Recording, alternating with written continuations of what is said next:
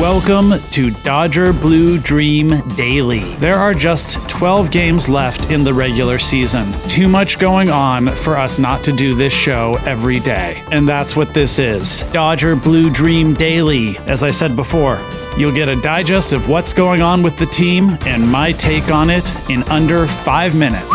I know, new format. Smash that like button.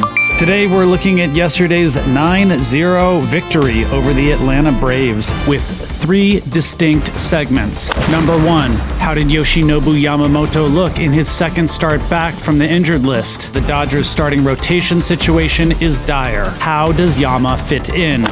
Thing 2 we're looking at. An unsung hero, Miguel Rojas, had a standout game during a standout season. But since it's Miggy Ro, he did it in that understated way that only the savviest of baseball observers and podcasters would care to shine a light on. And last, what does this all mean for the postseason? October is just around the corner, and last night's game has me feeling hopeful.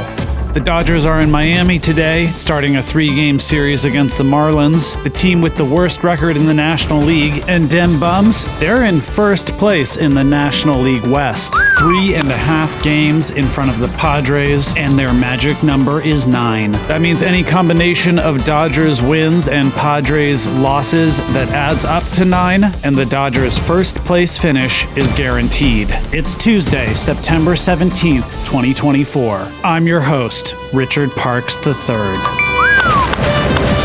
Yoshinobu Yamamoto looked sharp in his second start back since coming off the IL yesterday. He's still building up his strength, so the team had limited him to 72 pitches, and with that, Yama went 4 scoreless innings. He wasn't quite as good against the Braves as he was against the Cubs last week at Dodger Stadium. In Atlanta yesterday, he struggled a bit with his control, aka throwing strikes, and his command, aka the location of his pitches within the strike zone. It took him a few innings to get his splitter from bouncing in the dirt and to look enticing enough to induce swings from the Braves lineup, and his fastball was a couple miles per hour slower than it was last week, averaging around 95 to 96. He walked a couple guys and gave up some hits, which meant that we got to see Yama deal with having runners on.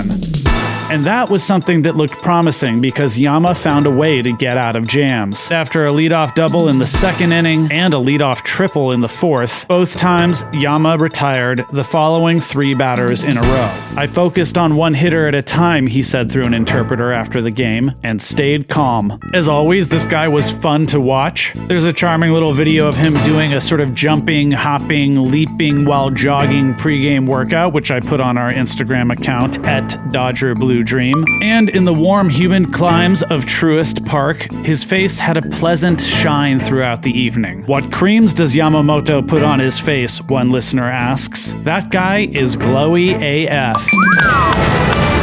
Alright, let's talk Miguel Rojas because he had a great game. 1 for 1 in the box score, but that doesn't come close to telling the whole story. He scored 3 runs yesterday. So even if you deleted all of the rest of the offense, Miggy Ro beat the Braves on his own. When he led off the 3rd inning, he worked a walk, and then on a soft grounder to first off of the bat of Max Muncy, which could have been a double play, Miggy Ro took a smart path to second, which drew a weird throw, and he was safe. He promptly stole third because they weren't holding him on. And then when Max Fried bounced a pitch in the dirt, Miggy came home to score. The pitch was not super wild and didn't get super far off the plate, but Miggy Ro had a great secondary lead and he was able to score. In the 5th inning with a runner on second, Miggy Ro hit a opposite field doink, just a super awkward swing that actually sent him to his knees at the plate, but it fell in front of the right fielder and that scored Tommy Edman from second. Then Miggy Ro advanced when Muncy was hit by a pitch and got to third on a flyout and came in to score on a fielder's choice. So all small ball stuff. His highlight reel tonight is going to be all baseball, Oral Hershiser said on the broadcast. No home runs. And that's what I love about Miggy Ro. Under the radar value, contact hitting, and incredible defense at short. At age 36, he's a clubhouse leader. He takes the rookies out to lunch and buys them Jordans. He wants to be a manager one day, and he should be. Love you, Miggy Ro. Number 11, killing it.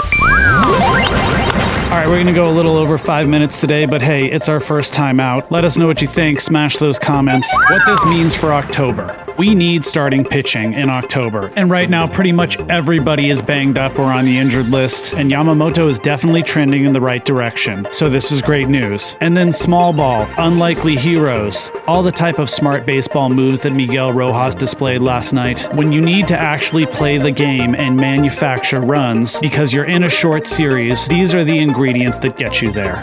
9-0 win, we'll take that any day, but also some hopeful notes for October. All right, that's it for today's edition of Dodger Blue Dream Daily. Check out our back catalog, and thank you for listening. I'm Richard Parks III.